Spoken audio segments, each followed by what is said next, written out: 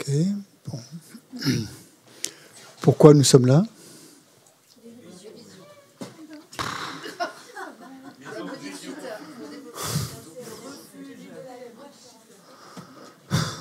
Bon, ben, je m'en vais. Pourquoi sommes-nous là?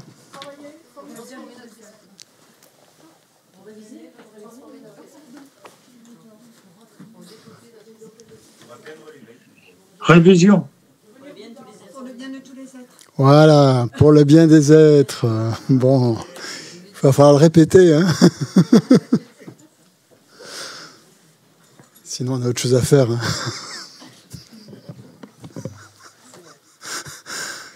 Oui. Je sais pas, qu'est-ce qu'on pourrait faire d'autre? Regarder la Coupe du Monde? Non. Dans le fauteuil? Pour le bien des êtres. Bon, eh bien, pour le bien des êtres, on va déjà poser les dates. On me les a demandé hier, donc avant que j'oublie, je vous les donne pour la rentrée, les PEBA, comme ça vous pourrez réserver ces week-ends. Donc c'est le 4 et 5 mars pour le prochain. 4-5 mars, donc. Oui, le prochain PEBA. Non, janvier-février, il n'y a pas de PEBA. C'est des retraites. Et,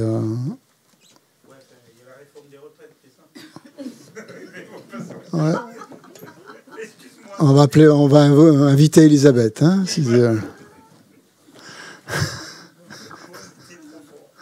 Et l'esprit, c'est quand? Pardon? Et le point, l'esprit en 7 points. Ah, l'Ojong. Ça sera le 18-19. Merci, Christian. Avec plaisir. Oui, qu'on ne confonde pas tout, là. PEBA 4 et 5, et Xavier m'a demandé le Lojong aussi, ça sera le 18, le 19, le Lojong, si vous voulez. On est en mars. Ensuite, avril, PEBA, 1er avril, désolé, 2 et 2, 1er et 2.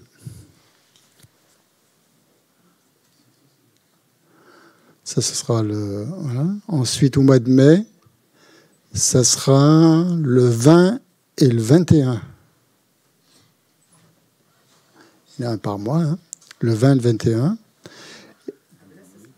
Oui, et au mois de juin, ça sera le 17 et le 18.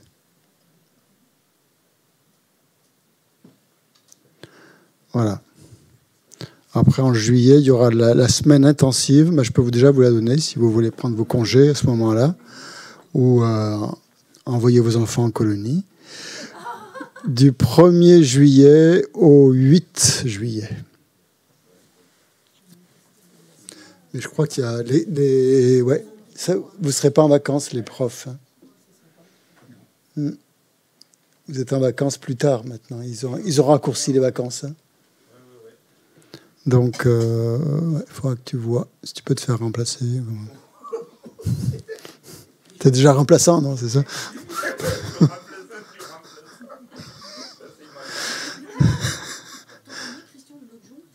Des Lojong, j'en ai pas d'autres, non. Peut-être je regarde. Je crois pas qu'on a les... Non, j'ai que 18 et 19 mars. Je regarde. Attends, je vérifie. Non. Non. Ah si, pardon. J'en ai une autre le 10 et le 11 juin. 10 et 11 juin. Donc, ça sera au mois de mars et au mois de juin. Oui. Voilà. Donc, voilà pour ça. Pour les devoirs, voilà. Deuxième chose pratique à voir. Les devoirs, ce serait bien que vous les rendiez, même si on reprend qu'au mois de mars, pour vous en débarrasser, pour faciliter la continuité aussi du travail des correctrices qui seront peut-être aussi en retraite au mois de janvier, février. Donc, ce serait bien que vous les rendiez au dernier délai le 22, on a dit le 22 décembre. Voilà, date limite. Ça laisse un peu de temps. 22 décembre pour rendre le devoir. D'accord ? Et les correctrices vous les rendront dans dès qu'elles, au fur et à mesure qu'elles les corrigeront. Hein? Il y a un correcteur et des correctrices. Ouais. Comment on doit dire dans ces cas-là? Les correcteurs, si vous voulez. On peut dire les correcteurs avec un E à la fin? Bien, peu importe.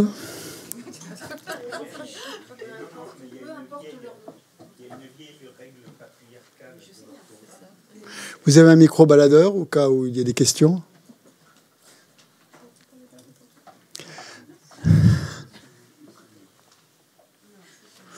Bon, on va tout de suite aller droit au but. Hein. Geshe-la a demandé qu'on revoie le refuge. Hein, donc on va faire ça, et puis après on reviendra peut-être, s'il reste du temps, je pense qu'il en resterait quand même, sur la révision du cours proprement dit.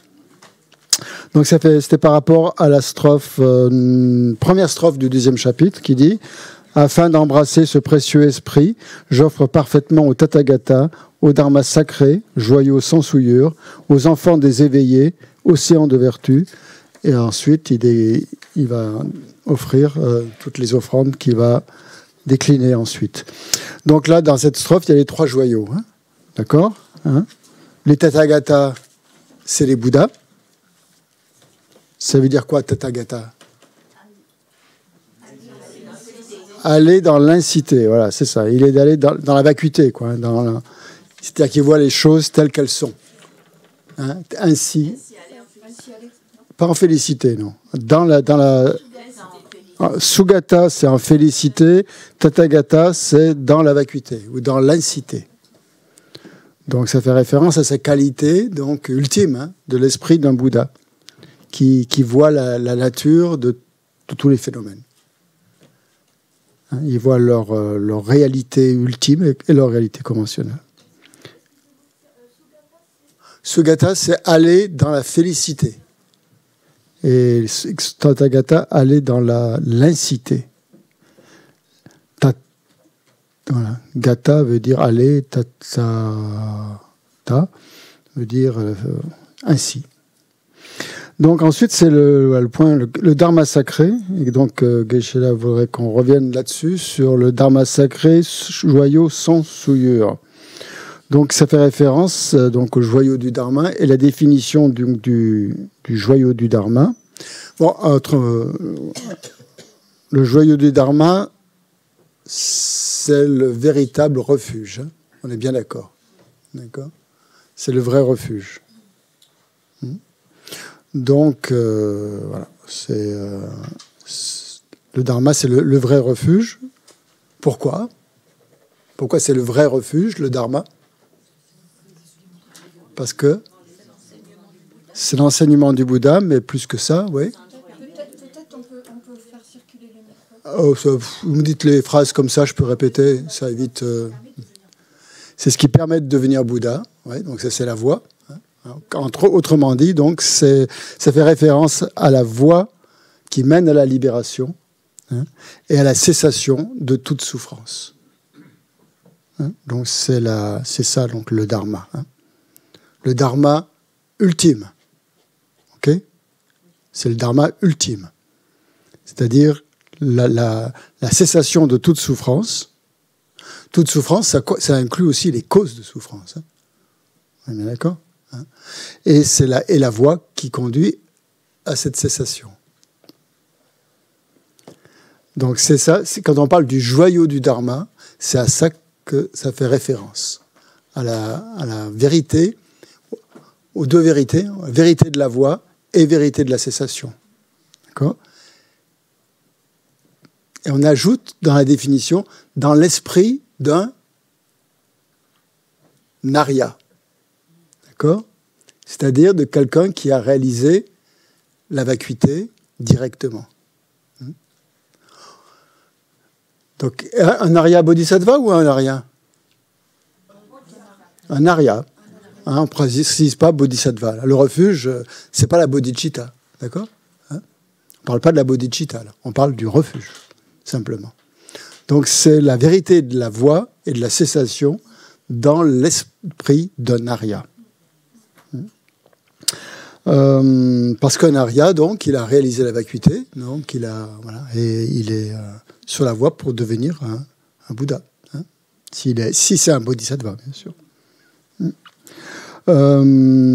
Donc ça, c'est le refuge ultime, donc noble vérité de la cessation et noble vérité du chemin. Donc, ces deux vérités, en fait, elles sont dans le courant de conscience d'un arya. Hein, il a réalisé, en fait, ça. Elles sont dans son courant de conscience. Ça, c'est le joyau du dharma ultime. Okay. Quel est le joyau du dharma conventionnel? C'est ça. Seulement les textes? Les textes, oui. Et les réalisations dans voilà, les écritures, ou les textes, hein, l'aspect textuel, et les réalisations. C'est ça qui constitue le dharma. J'ai une petite question, Christian, si tu veux là-dessus. Oui, vas-y. Alors, dans le précieux ornement de la libération. Précieux ornement de la libération, c'est quoi? C'est Gampopa, ça? Ouais. Ouais. Ouais. Alors, confession des actes négatifs, il met écouter le dharma, justement, c'est pour ça. Écouter le dharma, y réfléchir ou le méditer, peut aussi devenir des actes négatifs s'ils sont motivés par l'attachement, la haine, etc. Mm-hmm. Alors, donc, ma question, elle est simple. On peut être attaché au dharma, alors? Ben, on peut être attaché au dharma, oui, bien sûr. Mais c'est un attachement qui va vous mener à l'éveil. Ouais, parce qu'il dit pas tout à fait ça. C'est pas un attachement négatif. Hein, c'est pas un attachement négatif. Oui, d'accord. Là, je suis dans le... C'est pas une perturbation mentale, dans ce cas-là. C'est une... Non, oui. On peut être attaché à... Les bodhisattvas sont attachés à bodhicitta. D'accord. Non, parce que là, je suis dans la confession des actes négatifs. Plus vous allez cultiver bodhicitta, plus vous allez méditer sur bodhicitta, plus vous allez la réaliser. Donc, c'est l'attachement. Peut-être, oui. Donc, ce qu'il faut retenir, c'est que le vrai refuge, hein, c'est le dharma. Hein. Donc, et c'est que, voilà, donc, c'est à ça que fait référence donc, le joyau du dharma, vérité de la cessation et vérité du chemin qui mène à la cessation. Donc, quand Geshe-la parlait du chemin de la cessation, il fait référence à deux des nobles vérités, hein, okay, et qui définissent, en fait, qui sont la définition du dharma ultime. Et pourquoi c'est le dharma, en fait, pourquoi c'est le vrai refuge, ce dharma, pourquoi c'est le véritable refuge? C'est parce que quand on actualise le dharma, quand on réalise le dharma, quand on l'actualise dans son esprit, autrement dit, on a à ce moment-là la véritable protection.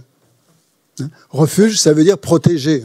On parle de refuge comme ça, mais peut-être qu'on oublie un petit peu la définition première de refuge, qui est de protéger. Le refuge, c'est une protection. On prend refuge, pourquoi? Pour être protégé. Pour être protégé de quoi? Des souffrances. Des souffrances des mondes inférieurs, si on est dans le petite envergure, ou des souffrances du tout le samsara, si on est de moyenne envergure. Et si on est dans le Mahayana, quelle est la troisième cause pour le refuge du Mahayana? On prend refuge dans l'autochérissement?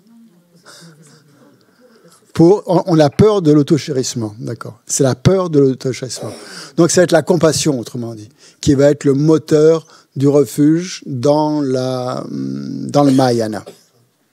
Mais pas dans le petit véhicule. Dans le petit véhicule, les deux premières suffisent. Hein, c'est-à-dire le refuge parce qu'on a peur de renaître dans les mondes inférieurs, et on prend refuge parce qu'on a peur de toutes les souffrances du samsara. Et on veut s'en libérer. Donc, voilà.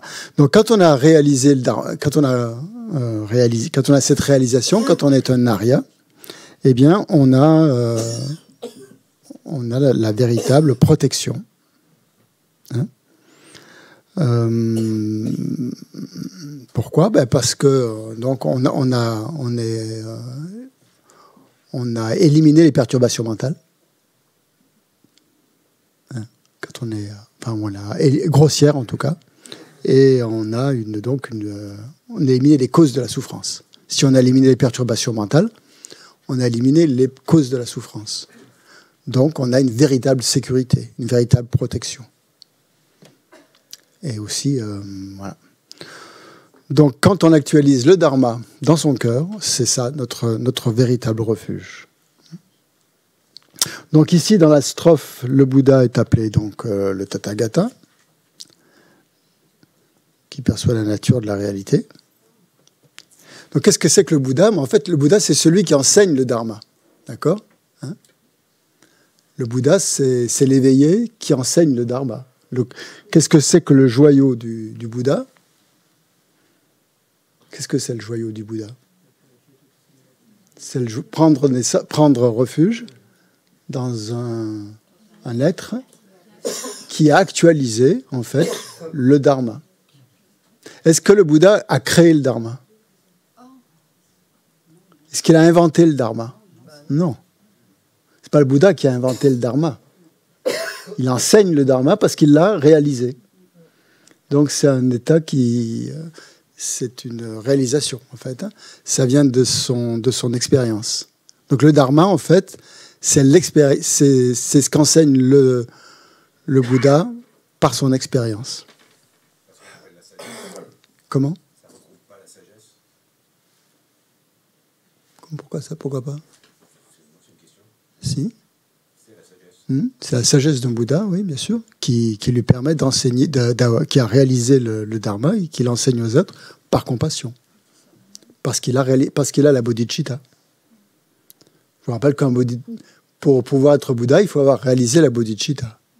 C'est la condition sine qua non pour devenir Bouddha. Donc, ok, c'est bien d'accord, c'est pas le Bouddha qui a créé la voie la voie vers l'éveil. D'accord ? Il a exposé la voie. On appelle souvent l'instructeur. Le Bouddha, c'est celui qui montre la voie, qui enseigne la voie. Pourquoi il enseigne la voie? Parce qu'il a la compassion pour les êtres. C'est grâce à sa bodhicitta, donc, comme dit Geshe-la, qu'on enseigne le dharma.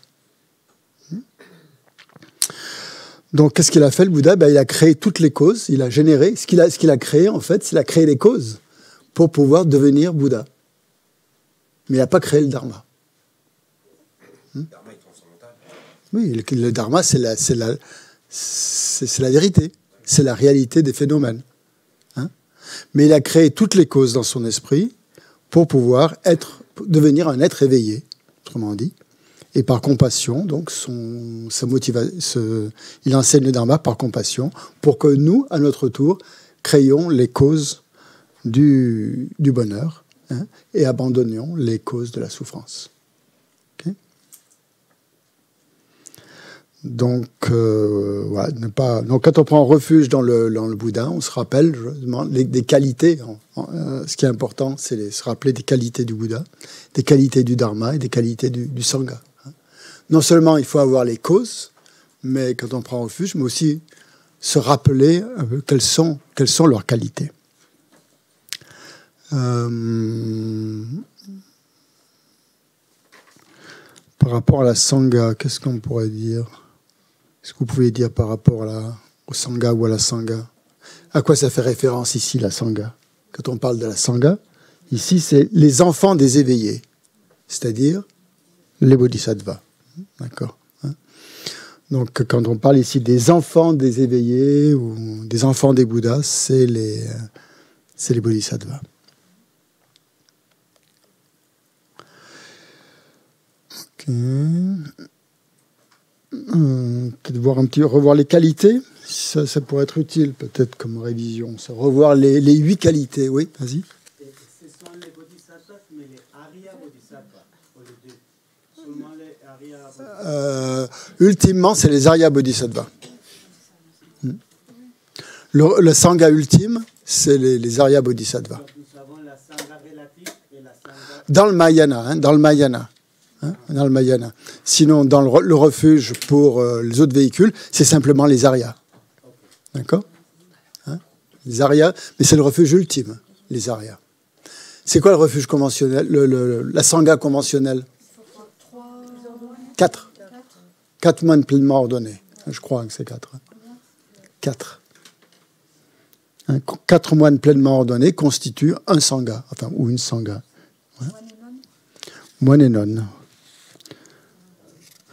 Ça, c'est quelquefois véhicule. Oui. Dans le Mahayana aussi, oui. Dans le Mahayana aussi. Donc, quand on prend refuge, donc il faut avoir les 3 causes du refuge, les générer dans son esprit, et se rappeler donc quelles sont les qualités du Bouddha. Quand on dit le mot Bouddha, quand on dit le mot Dharma, quand on dit le mot Sangha, il faut essayer de se rappeler au moins certaines de ces qualités. Donc, pour chacun des 3, il y a 8 qualités. Bon, vous pourriez retrouver tout ça dans Dharmapédia, je pense, d'accord ? Je vais simplement vous les lire pour vous les remémorer quand même. Donc, les qualités d'un Bouddha inconcevable du Bouddha parfait ne sont ni produites ni détruites. Elles sont inexprimables. Elles ne peuvent pas se traduire en mots. En gros, on peut les résumer dans la sagesse, la compassion et les pouvoirs que représente. Voilà. Donc, la sagesse, compassion et pouvoir.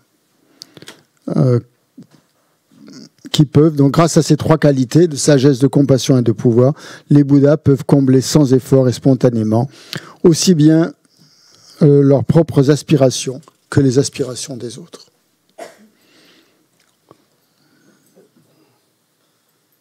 Le Dharma, qualité du Dharma, c'est que le Dharma se situe au-delà de la compréhension et de l'expérience des êtres ordinaires. Le Dharma. Parce que tous les êtres ordinaires vont saisir des vues extrêmes, soit d'éternalisme, soit de nihilisme. Et le Dharma, est au-delà des extrêmes. Il n'est dans aucun des extrêmes. C'est pour ça que donc, on peut dire que le joyau du Dharma est libre des 2 extrêmes, comme il est libre des émotions perturbatrices et du karma.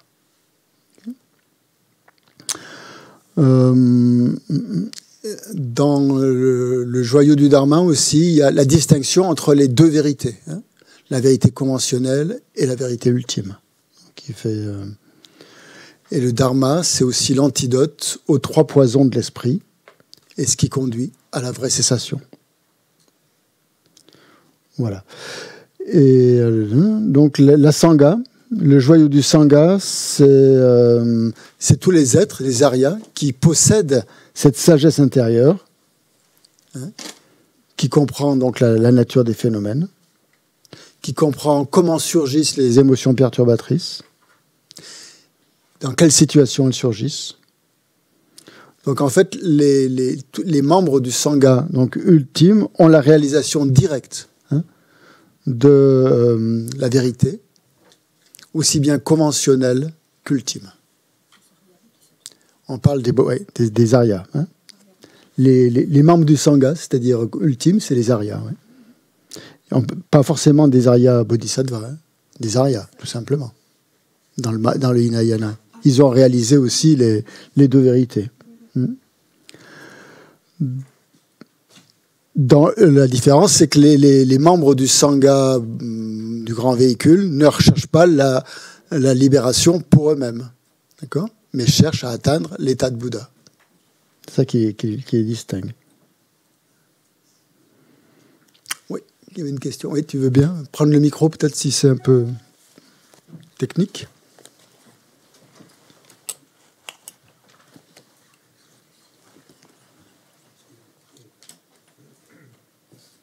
Christian, oui. Les Arhats oui.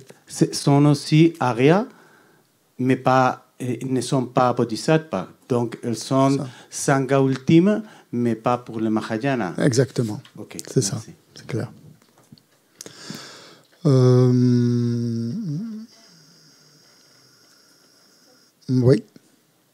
Il y a une question, il faut que j'y pense. Oui. Non, si j'ai bien compris, tu as dit qu'ils avaient la réalisation directe des 2 réalités. Oui. Et ils comprennent la distinction entre les 2 réalités. Ils comprennent. Ça ne veut pas dire qu'ils la voient tout le temps. Oui, c'est pour ça que j'ai du mal. Oui, d'accord. Hier, je t'ai posé la question. Ils ont compris ce que c'était que la différence entre... Pas les 2 en même temps. Non. Les 2 en même temps, il n'y a qu'un Bouddha qui les perçoit. Bon, mais ok. Et il y a J'ai quelqu'un... mal compris. Christian, j'ai mal compris là. Un Arya Bodhisattva, ça existe? Oui, oui, bien sûr. Ouais. C'est un bodhisattva qui a réalisé la vacuité, directement. Ah bah, voilà, C'est merci. voilà. Donc, quelqu'un me posait la question hier, informellement, mais je vais peut-être y revenir dessus. C'est par rapport à, je crois que c'est toi, Karima, par rapport à, quand on parle de Manjushri ou de Chenrezi, on dit que c'est des bodhisattvas, mais ce sont des bodhisattvas ou ce sont des bouddhas. Parfois, on mélange un petit peu les deux termes. En fait, c'est les deux, quoi, en fait. Ils sont bouddhas, mais ils manifestent l'apparence de bodhisattva pour montrer qu'ils sont encore parmi nous, dans le samsara, pour aider les êtres. Hein. Parce qu'un des propres du bodhisattva, c'est qu'il abandonnerait, pour le bien des êtres, il renoncerait à son propre éveil. En fait, les bodhisattvas ne renoncent pas à leur propre éveil. Hein. Ils deviennent Bouddha parce que c'est la meilleure manière de pouvoir aider les êtres, en devenant Bouddha. Hein. Mais ils apparaissent, ils se manifestent sous la forme de bodhisattva pour aider les êtres dans le samsara. Donc, en fait, ils sont à la fois Bouddha et Bodhisattva. D'accord ? Ultimement, ils sont Bouddha parce qu'ils sont arrivés à cet état. Mais pour nous, pour nous aider dans le samsara, ils se manifestent sous la forme de Bodhisattva. Et donc, la question, c'était, par exemple, ça sentait le Dalai Lama. C'est un Bouddha, un Bodhisattva, ben c'est les deux. Hein. D'après cette façon de voir les choses.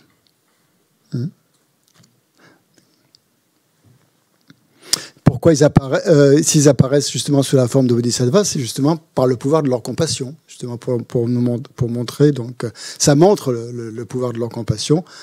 Et bon.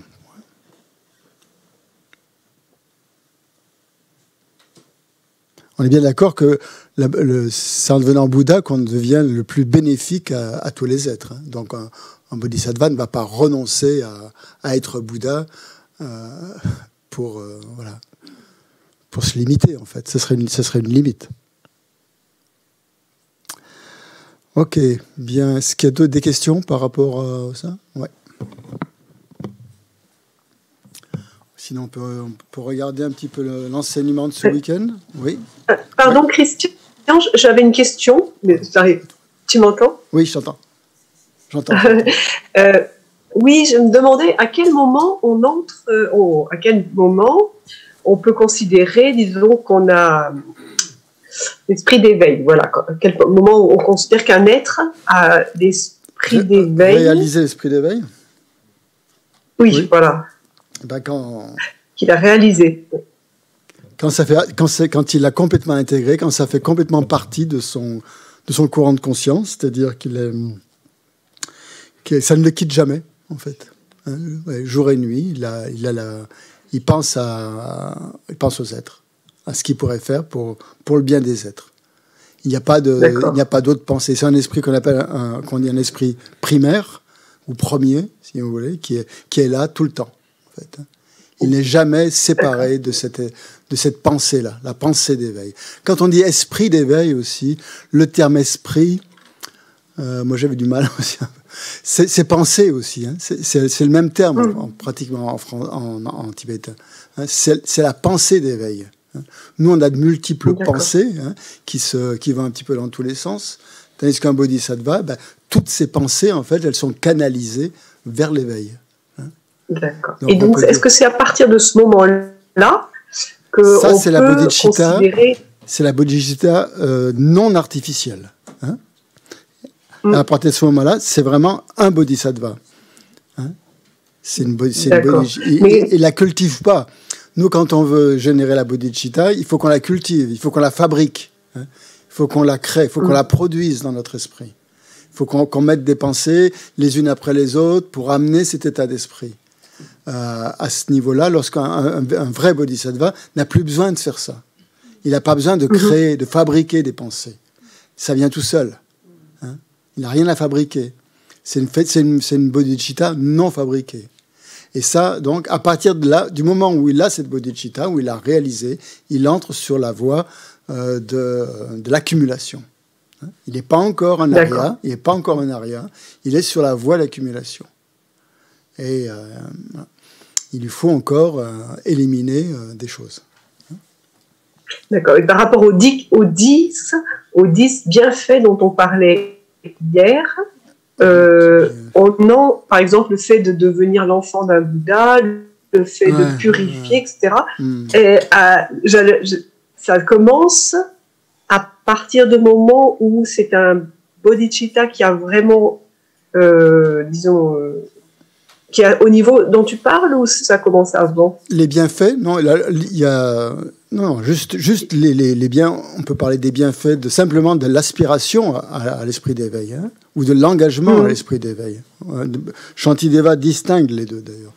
Hein, il parle déjà dans un premier temps des bienfaits qu'il y a à aspirer à atteindre l'éveil pour le bien de tous les êtres, et après les bienfaits aussi de s'engager dans la voie des bodhisattvas, dans la voie des 6 perfections. Donc, quand on parle des 10 bienfaits, c'est à ce moment-là. Hein, quand on a cette aspiration à devenir à engendrer l'esprit d'éveil, et donc à devenir un vrai bodhisattva. Merci. Donc, par rapport à ces bienfaits, donc tout le premier chapitre, en fait, il est consacré aux bienfaits de bodhicitta. Ouais. Pardon, tu avais une question. C'est juste une remarque oui. Par rapport à Padmasambhava. C'est un bodhisattva, c'est un Bouddha, parce que Padmasambhava, vu sa naissance à 8 ans, c'est comme un chouchri, en fait, non? C'est difficile à définir Padmasambhava. On dit que c'est un deuxième Bouddha. Au Tibet, il est vénéré comme un deuxième Bouddha, Padmasambhava, parce que c'est lui qui a amené le bouddhisme au Tibet. Hein. Sans Padmasambhava, on n'aurait peut-être pas... on n'en serait pas là. Non, sûrement pas. Donc en fait, c'est un bodhisattva, oui, qui était, mais je pense beaucoup plus que ça. Hein. Il s'est manifesté, en tout cas, sous l'aspect d'un bodhisattva. Mais les Tibétains le considèrent comme un second Bouddha. Je pense que même que je le considère comme un premier Bouddha, mais bon... C'est autre chose. Non, je plaisante.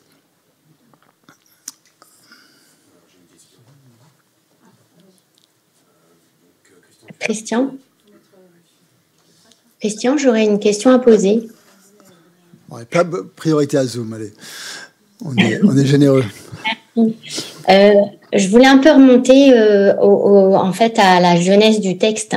C'est-à-dire, est-ce qu'on peut considérer que Shantideva a finalement codifié ou est-ce qu'il a clarifié la bodhicitta? Est-ce que avant ce texte, la bodhicitta n'était pas conceptualisée et que c'est lui qui l'aurait conceptualisée par ce texte? Non, mais comme il le dit lui-même, donc elle était déjà formalisée, hein, disons. Mais lui, il n'écrit ce texte qu'il dit que pour se familiariser avec cet état d'esprit. En fait, bon, c'est une forme d'humilité, hein, pour nous montrer quelle est l'attitude qu'il faut avoir. En fait, il veut montrer que rien ne vient de lui, que la bodhicitta, donc, c'est pas lui qui l'a inventé, que ça vient du Bouddha, et que tout ce qu'il va dire ici, le Bouddha l'a déjà dit avant lui, qu'il ne fait que répéter ce qu'il a entendu et tout ça.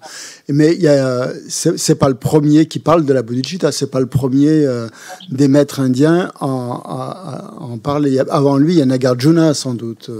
Qui doit, dans le temps, il doit arriver avant. Mais en fait, ce qui est intéressant, surtout ce qu'il voit dans ce texte, c'est on peut se demander, en fait, comment pense un bodhisattva, hein? On n'est pas des bodhisattvas, mais si on était, à quoi pense un bodhisattva? Quel est l'esprit d'un bodhisattva? Qu'est-ce qui se passe dans son esprit? Et en fait, c'est ça. Ce texte nous montre qu'est-ce qu'il y a dans l'esprit d'un bodhisattva. À quoi pense un bodhisattva, hein? Et d'une manière assez, progressive. Il va d'une manière très très progressive.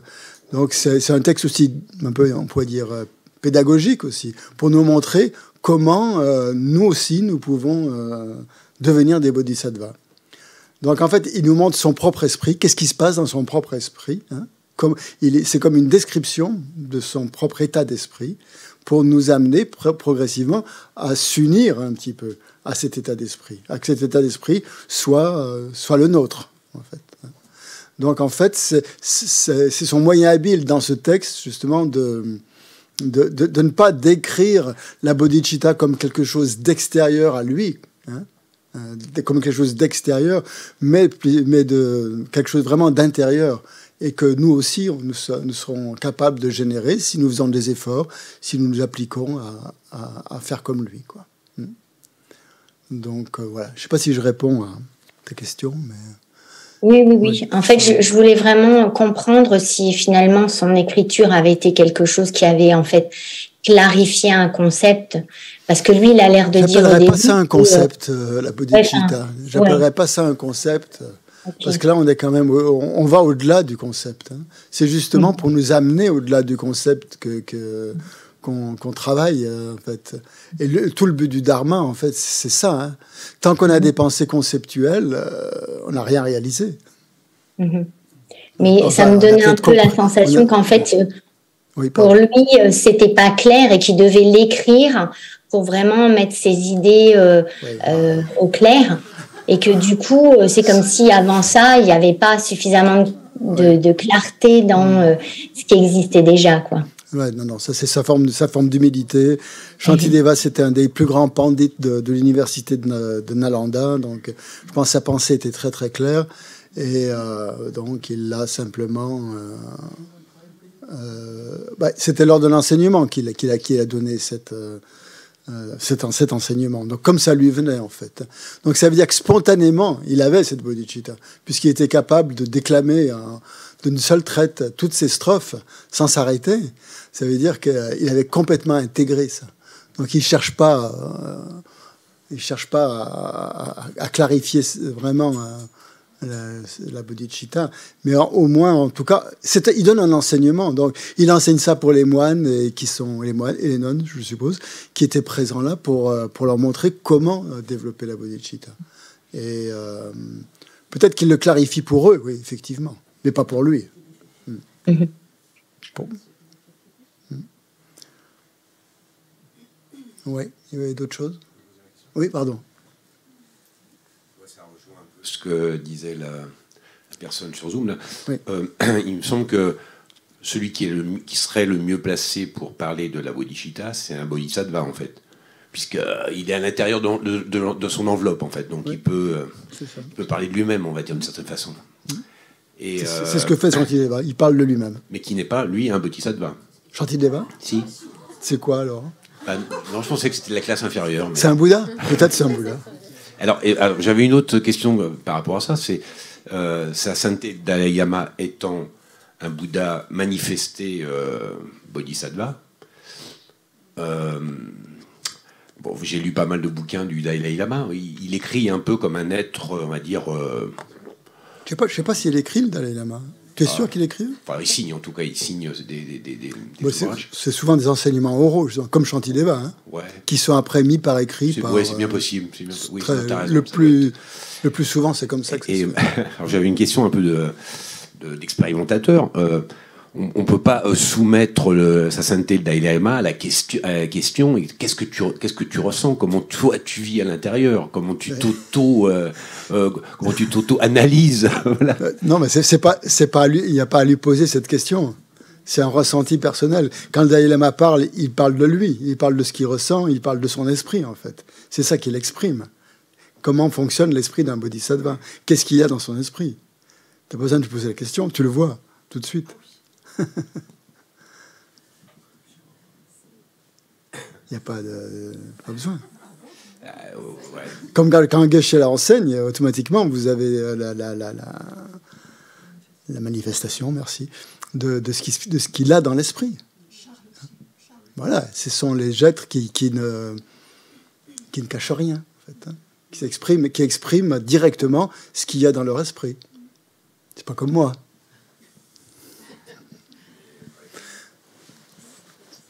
Oui. Sven, si tu veux. Oui, bonjour Christian. Bonjour Sven. Dans le prolongement de la question de Stéphanie tout à l'heure, du texte qu'on est en train d'étudier, on peut en déduire, et c'est la question que je vais te poser, qu'en fait, la description de la bodhicitta est présente dans le Tripitaka.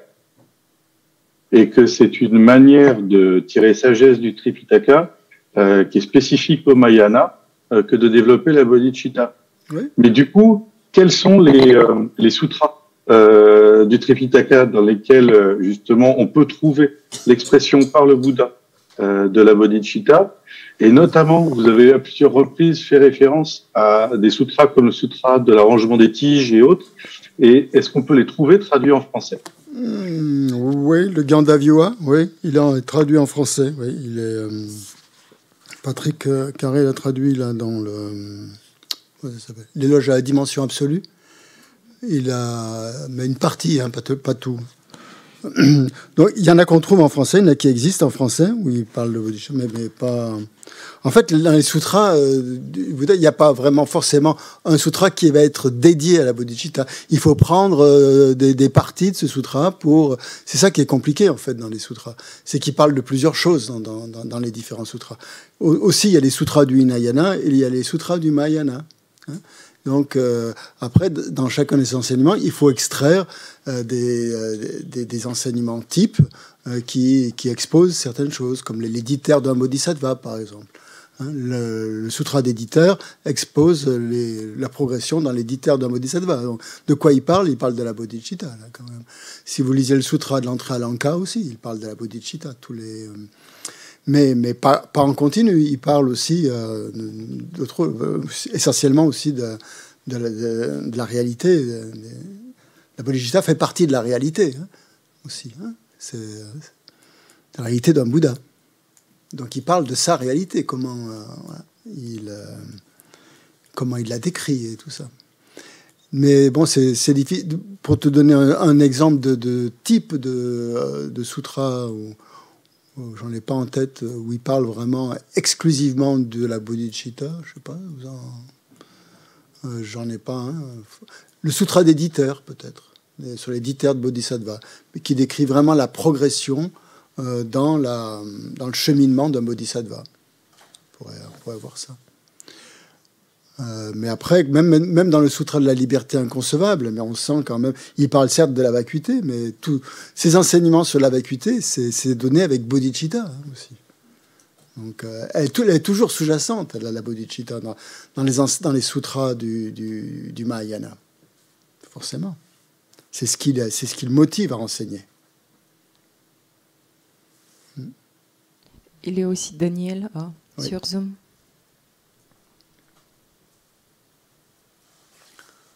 Oui. Bonjour Christian, bonjour tout le monde et merci. Je voulais poser la question par rapport au fait que l'on devient notre propre refuge, enfin que le Dharma est notre propre refuge. Donc dans le cas du Mahayana, est-ce qu'on devient notre propre refuge à partir du moment où on est devenu un Arya Bodhisattva, ou bien est-ce qu'on est notre propre refuge avant ce stade? Je sais pas.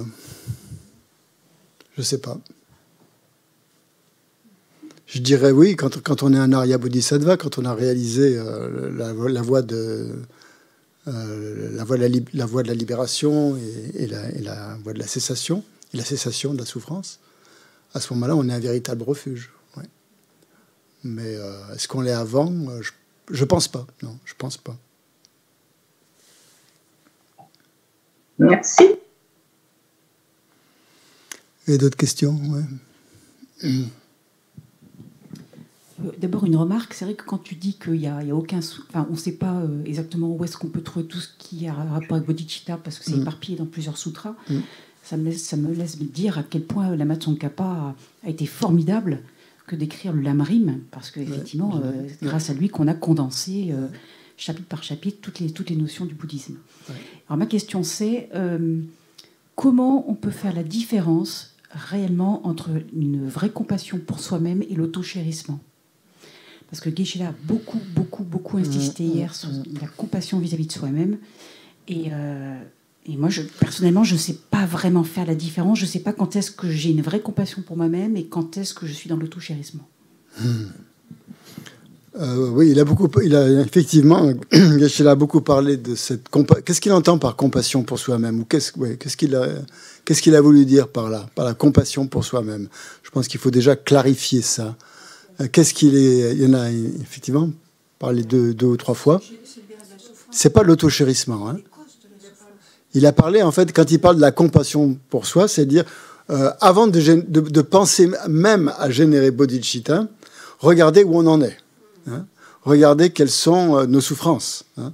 Regardez ce qui nous anime, comment on fonctionne au quotidien. Et voilà, on peut pas. Sinon, on va avoir constamment tendance à utiliser le dharma, comme il disait, pour plutôt juger les autres que pour se juger soi-même. Et le but du dharma, c'est pas ça. Hein. C'est pas d'acquérir des connaissances pour psychanalyser tout le monde. Hein. C'est d'abord commencer par soi et avoir de la compassion pour soi. Je pense que dans ce qu'il a voulu dire, c'est développer le renoncement déjà. Hein. C'est par rapport au renoncement. C'est-à-dire renoncer à croire qu'il y a du plaisir dans le samsara. Hein. Essayer de trouver encore des plaisirs dans le samsara. Et compassion pour soi au sens où voir notre propre souffrance. Pourquoi est-ce qu'on souffre? Parce qu'on est encore victime des 8 dharmas mondains, on est encore attaché à la réputation, on est attaché aux biens matériels, voilà, peur de perdre ses biens matériels, etc., etc. Ces 8 dharmas mondains qui font que, voilà, qui animent en fait complètement notre quotidien, en fait, notre esprit. Et tant qu'on est sous l'empire des 8 dharmas mondains, on ne peut pas vraiment générer bodhicitta. C'est pas possible. Hein. Parce qu'on souhaiterait, comment souhaiter aux autres ce qu'on n'a même pas, ce qu'on souhaiterait même pas pour soi-même. C'est-à-dire ce qu'on n'a pas encore réalisé pour soi. On ne peut pas amener les autres à l'éveil si on n'a pas déjà au préalable un minimum, ou même le renoncement complet. Parce que ça veut dire qu'on croit encore, si on n'a pas le renoncement, ça veut dire qu'on croit encore qu'il y a un bonheur extérieur possible, pas un bonheur extérieur, un bonheur grâce à des phénomènes extérieurs qui vont nous apporter le bonheur. Hein. Et le renoncement, c'est ça, c'est quand on voit qu'il n'y a plus rien à l'extérieur qui va nous apporter du bonheur, que le bonheur est à l'intérieur. Comme dit Geshe-la, c'est la libération, elle est en nous. Hein. Et donc, c'est à ce moment-là que, quand on a... C'est avoir de la compassion pour soi. Il veut dire, je pense, il faut avoir de la compassion pour soi avant d'avoir de la compassion pour les autres. Hein. Parce que, qu'est-ce que ça veut dire avoir de la compassion pour les autres? Ça veut dire les sortir du samsara. Si on est soi-même attaché au samsara, ça n'a pas de sens. On ne peut pas aider les autres si on est soi-même attaché au samsara. Hein. Donc, il faut déjà se libérer de cet attachement au samsara pour pouvoir amener les autres. Et c'est par compassion pour soi-même qu'on va le faire. Parce qu'en fait, toutes nos souffrances viennent de là, viennent de notre attachement au samsara. Si on se libère de ça, eh bien, voilà, on peut à ce moment-là aider les autres. Hein. Mais tant qu'on ne s'est pas libéré de notre attachement au samsara, vouloir aider les autres, c'est complètement vain, quoi. C'est un non-sens. Hein. Puisqu'on peut pas... Comment on pourrait les libérer alors qu'on n'est pas nous-mêmes libérés? Donc, compassion pour soi, c'est ça, je pense que c'est pas par rapport à l'auto-chérissement, au contraire, c'est pas s'apitoyer, c'est pas s'apitoyer sur son propre sort, mais c'est se mettre la priorité, mais dans le bon sens, on pourrait dire. Hein. L'auto-chérissement, c'est quand on se met dans la priorité, qu'on s'accorde tout le temps dans la priorité, à tout bout de champ, et d'une manière qui apporte de la souffrance, hein, pour nous-mêmes. C'est générateur de souffrance. Au contraire, le renoncement est générateur de libération, hein, et de joie, hein, puisqu'on se libère de certaines entraves. Donc c'est pas de l'auto-chérissement, c'est vraiment de la compassion pour soi, une compassion positive, quoi. C'est quelque chose de positif, pas quelque chose de négatif. L'auto-chérissement, c'est forcément négatif. Et là, quand il parle de compassion pour soi, c'est l'auto-chérissement positif, on pourrait dire. Voilà. Il dit que là, souvent, il parle des 2 autochérissements positifs. Ah bon? Ah bon? D'accord. Ben alors, il paraît que... Et la compassion... Tu veux pas prendre le micro si tu t'engages? Non, je m'engage. Ouais, il dit ça. Vas-y, dis-le, Nadine. La compassion envers soi-même pour déjà s'éviter les renaissances inférieures. Parce que, et puis du coup, si les renaissances inférieures, on ne pourra jamais aider les autres. Donc c'est vraiment 2 choses qui sont bien différentes, à mon avis. Ouais. Vas-y. Ok, tout ça, moi je le comprends bien. Oui. Mais concrètement, quand on est face à son propre esprit, à ses propres pensées, Quand est-ce qu'on est sûr qu'on n'est pas dans l'auto-chérissement? Parce que c'est extrêmement vicieux. Il y a l'ego derrière. Donc on peut avoir toutes les plus belles pensées du monde, mais est-ce que derrière, il n'y a pas une histoire de motivation? Parce que bien sûr, ces conseils, moi je les entends très bien, intellectuellement je les comprends très bien, mais concrètement dans mon esprit, moi, quand est-ce que je peux déceler que là, c'est une vraie pensée d'auto-chérissement? Et pour moi, l'auto-chérissement, c'est que négatif. Je ne vois pas comment on peut avoir un auto-chérissement positif. Ben oui, je pense que c'est par rapport à la motivation que tu peux le déceler. Si cette motivation, elle est tournée vers ton bien propre ou si elle est tournée vers le bien des autres. Donc c'est ça. C'est la bodhicitta qui va permettre de distinguer. Mais on peut percevoir au moins intellectuellement entre auto-chérir, je dirais, un retour positif personnel au détriment de l'autre, ou si on auto-chérit des choses qu'on perçoit en termes de vertu en nous-mêmes. Ça, on peut avoir quand même, je pense, ce déclic en disant c'est vertueux, c'est pas vertueux. Je pense qu'on a tous ce discernement-là. Ça peut être un point d'entrée dans cette différenciation. Oui, je pense que c'est très personnel aussi. Hein. Ça dépend où on en est sur la voie aussi, comment. Voilà, on ne peut pas non plus généraliser d'une manière, enfin pour tout le monde, tu vois. Oui, je pense que c'est tout à fait juste. Oui. Oui. Tu tiens le micro. Bon, Geshe-la nous a donné pendant ce week-end de nombreuses instructions, de nombreux conseils, de nombreux encouragements. Et je pense que c'est très, très précieux. Hein. Voilà. Tous les conseils, je pense que vous les avez tous notés précisément. Et il nous encourage chaque fois donc à vérifier notre motivation chaque fois que, justement pour distinguer ce qui est vertueux de ce qui ne l'est pas, quoi, de ce qui est vraiment uniquement tourné vers soi ou de ce qui peut ou de ce qui sert simplement à conforter une bonne image de soi, comme il l'a dit. Et souvent c'est ça, quoi. On peut aussi avoir ce travers un peu hypocrite, quoi, disons, pour conforter une image de soi et avoir l'impression qu'on fait du bien aux autres, quoi. Et là, ça va être l'introspection qui va permettre de déceler ça. Si on est uniquement, disons, préoccupé par l'image de soi, ou au contraire, dans la bodhicitta, l'image de soi, elle n'entre pas en ligne de cause. Les bodhisattvas, ils ne s'arrêtent pas à l'image de soi, en général. Qu'on pourrait appeler l'auto-chérissement, si tu veux, l'image de soi. Ça en fait partie, en tout cas. C'est aussi la connexion avec le maître. Tu te renvoies bien de ton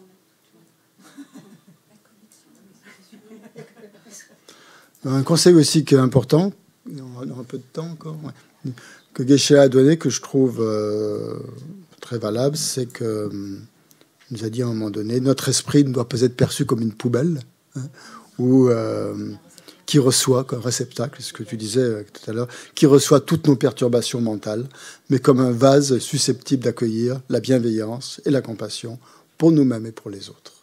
Voilà, j'ai trouvé ça particulièrement beau. Et voilà. Comme sutra, oui, il y a le sutra requis par Veradatta, où il parle justement de la bodhicitta. Il y a le sutra aussi du roi des concentrations.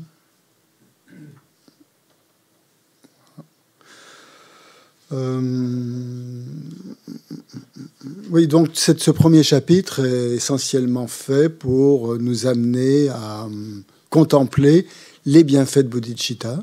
Et je trouve que c'est une manière donc de générer ce souhait de développer bodhicitta. Parce que, comme il disait, on ne peut pas désirer quelque chose si on n'en a pas vu les bienfaits. On ne peut pas vouloir obtenir quelque chose si on n'apprécie pas cette chose-là. Donc ce premier chapitre, et Geshe-la a insisté sur le fait d'y revenir souvent sur ces bienfaits de bodhicitta, puisque c'est ça qui vont nous amener à cultiver la bodhicitta. Et bon, parce que sinon, les méthodes pour cultiver bodhicitta sont excellentes. Les deux méthodes, les psychoses et un effet, tout ça. Mais si on les pratique juste comme une mécanique, comme une technique qu'on va essayer d'appliquer, bon, on va faire ça pendant un certain temps, puis on va pas vraiment avoir de résultats, ça va nous lasser, ça va nous laisser tomber. On va laisser tomber, parce que c'est trop technique. Hein, si on n'en voit pas vraiment, si ça n'humecte pas notre cœur, quoi, quelque part. Et donc, un peu, ces bienfaits de bodhicitta sont là pour, avant d'appliquer la technique qui va nous permettre de générer bodhicitta, d'avoir cette volonté, hein, puisqu'on fonctionne quand même avec la volonté, hein, d'avoir cette volonté de cultiver bodhicitta parce qu'on l'apprécie vraiment. Donc, en voir les bienfaits, c'est capital. C'est vraiment capital. Et voir les bienfaits, c'est évident, quoi. Vous avez tous perçu, je pense, les bienfaits de bodhicitta. Geshe-la nous les a exprimés en long et en large, hein, quels étaient les bienfaits de cultiver cet état d'esprit d'éveil qui est, comme il dit, la source de joie et de toutes les joies et de tous les bonheurs, quoi. Et non seulement dans l'ultime, hein, puisqu'on devient Bouddha, donc on est immensément bénéfique aux autres, mais chaque fois qu'on a cette pensée altruiste, automatiquement, ça court-circuite les pensées négatives qu'on peut avoir, et ça nous met tout de suite dans la réalité de l'éveil, quoi, en quelque sorte. Et ça amène une joie, automatiquement. Hein. C'est la bodhicitta qui nous fait sortir de la dépression, hein. C'est ça. Hein. Quand on cesse de penser à soi-même et qu'on tourne son esprit vers les autres, pas facile, hein, mais bien sûr, mais c'est le moteur, en fait. Hein. Donc c'est sûr que c'est la source de joie de tous les bonheurs. Encore faut-il avoir ce réflexe de sortir du chérissement de soi pour amener cette pensée d'éveil, cette pensée de bodhicitta. Et donc, on le fera d'autant plus qu'on en verra les bienfaits. Voilà. Donc c'est non seulement il faut penser à la portée de l'esprit d'éveil, que c'est quelque chose d'illimité, infini, que c'est infini parce que ça touche tous les êtres, mais aussi en voir les bienfaits immédiats. Je pense que c'est vraiment très très important pour toucher un peu le caractère précieux de la bodhicitta, de l'appliquer au quotidien, quoi, d'essayer de l'appliquer le plus possible au quotidien. Voilà. Et donc, même comme le disait Geshe-la, simplement, parfois, en se répétant la formule pour le bien des êtres. Hein, qui est, je vous rappelle, quand on récite le refuge, hein, Sangye Chodan, voilà, c'est les deux premières phrases, les deux premiers vers, c'est le refuge, et les deux derniers, c'est bodhicitta. Donc, chaque fois qu'on a cette pensée pour le bien des êtres, il y a automatiquement notre esprit qui prend une autre direction, qui prend plus la direction de l'auto-chérissement, apparemment. Voilà. Donc ce serait peut-être ça la clé. Oui, une autre chose que j'ai trouvé intéressante aussi, c'est quand on parle de se prosterner, peut-être le mot rendre hommage est plus juste. Hein. On utilise c'est le même mot qu'on traduit par rendre hommage ou se prosterner ou s'incliner. En tibétain, c'est chatsalo. Et la traduction rendre hommage est plus vaste parce qu'elle n'inclut pas que l'aspect physique. Quand on dit je me prosterne, c'est un peu physique. Rendre hommage, c'est avec la parole et avec l'esprit. Donc c'est. Et puis il y avait la source de félicité. Oui, Jordan, tu m'as demandé de voir ça parce que il y a eu une petite confusion au début. C'est dans la strophe 36. Où on parle qu'est la source de félicité. Donc, en fait, la source de la félicité pour le bodhisattva, c'est le bodhisattva qui abrite l'esprit d'éveil. Hein. C'est-à-dire, je me souviens plus comment c'est dit dans le texte. Je prends refuge, c'est la dernière strophe du chapitre 1. Les bienfaits de l'esprit d'éveil, oui. Je me prosterne, donc là, je rends hommage au corps, au sein de celui chez qui cet éminent joyau de l'esprit a vu le jour. Je prends refuge en cette source de félicité. Donc je prends refuge en quoi? En le bodhisattva qui abrite cette bodhicitta. Ça ne veut pas dire que Shantideva prend refuge en lui-même, hein, mais il prend refuge dans la bodhicitta qui fait de lui un bodhisattva, en fait. Donc, voilà.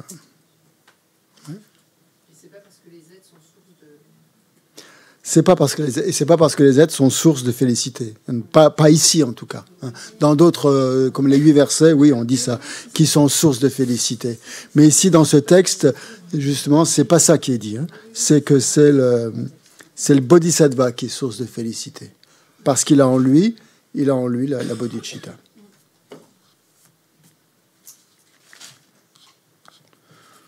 Voilà. Je crois qu'on va arrêter là. Ah oui, c'est l'heure de la méditation. Et Christian, oui. Juste les 8 versets là, c'est que sur la bodhicitta pratiquement, non? Oui, c'est la transformation de l'esprit, oui. La transformation, oui. Oui, à partir de la bodhicitta.